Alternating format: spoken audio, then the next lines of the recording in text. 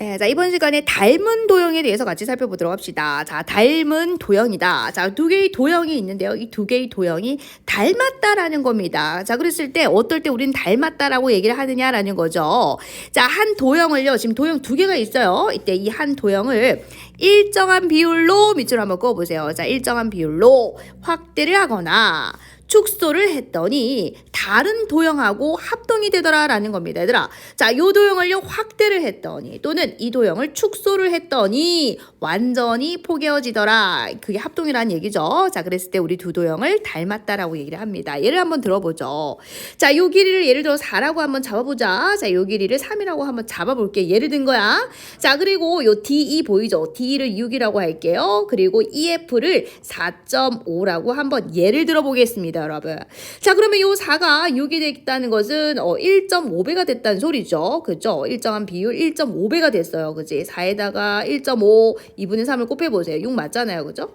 자, 3도 1.5배 해보세요. 그러면 2분의 3 곱해봐라. 그러면 2분의 9니까 4.5가 맞습니다. 그죠? 자, 일정한 비율로 그러니까 요 아이를 1.5배 해주시고요. 자, 요 아이도 자 이렇게 똑같이 1.5배를 했더니 자, 그리고 이제 나머지 자 두 개를 연결을 한번 시켜봅시다. 이렇게 연결을 시켰을 때 자, 보세요. 자, 요 4를 1.5배 했습니다. 자, 요 길이는요 3을 1.5배 했어요. 자, 그랬을 때 요 삼각형하고요. 요 삼각형이 완전히 포개어지더라. 완전히 포개어지더라. 합동이 되더라. 이 소리입니다. 자, 그러면은 이제 애초에 있었던 요 작은 요 삼각형하고요. 자, 요 삼각형이 뭐다? 닮음이 되더라라는 거죠.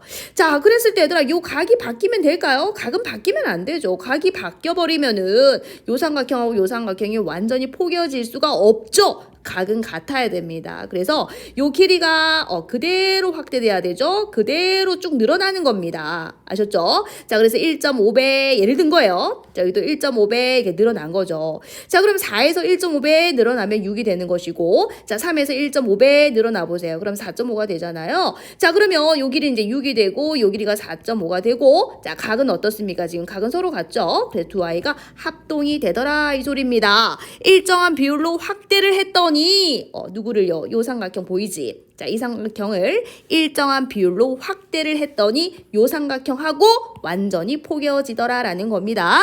자, 그러면은 그럼 뭐라고요, 여러분?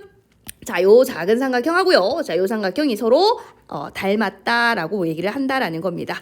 자, 닮음인 관계에 있는 두 도형을 우리는 닮은 도형이라고 할 건데 여러분 닮은 도형을 나타낼 때 중요한 게 있어요. 자, 대응하는 점의 순서를 맞추어 써야 된다. 여러분 이거 서술형에서 정말 감점 많이 당합니다. 자, 그러면 이 대응한다는 것은 뭐냐면은 완전히 포개어진다 그랬잖아, 얘들아. 자, 요 아이를 1.5배 늘렸을 때, 요 아이를 1.5배 늘렸을 때, 그죠? 자, 요 삼각형하고 요 삼각형이 완전히 포개어진다 그랬잖아요. 그죠? 자, 그러면 요 점하고 요 점, 그리고 자, 요 점하고 요 점, 그리고 요 점하고 자, 요 점이 완전히 포개어지겠죠. 얘를 늘리고 얘를 늘렸을 때 말하는 거예요.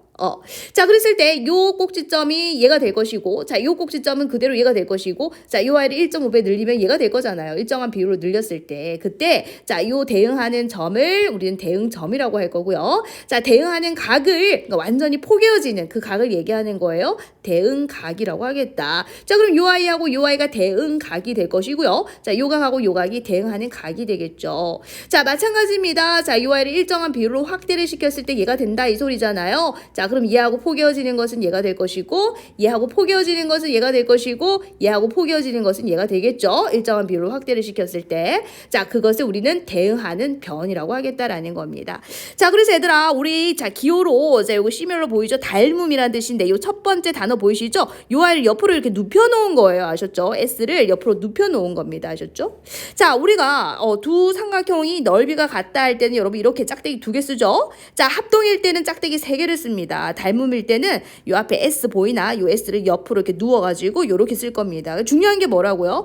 대응하는 순서대로 대응하는 점의 순서를 맞춰 써야 한다는 겁니다. 그건 합동일 때도 마찬가지였죠, 여러분.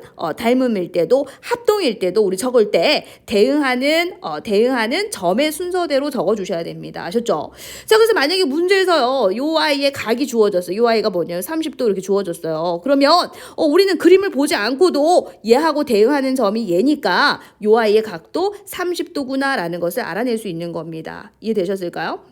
자, 만약에 합동이라고 했을 때도 마찬가지죠. 자, 요 길이가 만약에 6cm입니다. 그러면 요 AB하고 대응하는 건 누구죠? D가 되잖아요. 그래서 여기가 6cm면 요 아이도 뭐가 된다? 6cm가 된다라는 겁니다. 이렇게 자, 항상 이 닮음일 때도 그렇고 합동일 때도 그렇고 중요한 건 뭐라고요? 밑줄 한번 그어봅시다. 자, 대응하는 점의 순서를 맞추어 써야 된다. 여러분 굉장히 조심하셔야 됩니다. 이거 서술형에서 애들 진짜 감점 많이 당합니다. 아셨죠? 자, 그래서 다시요. 자, 닮음의 기호는 자, 요거 보이나? S를 눕혀서 적어주시고 대응하는 점의 순서대로 나타내 주셔야 한다. 자, 이 아이를 만약에 1.5배를 해서 얘가 됐다라는 것은 요 녀석도 똑같이 1.5배를 하면 얘가 되고요. 자, 얘도 똑같이 1.5배를 했을 때 이렇게 된다라는 겁니다. 자, 만약 요 아이를 2배를 해서 얘가 됐다는 것은 얘도 마찬가지 2배를 하면 얘가 된다는 소리고 얘도 마찬가지 2배를 하면 얘가 된다라는 소리가 됩니다. 아셨죠?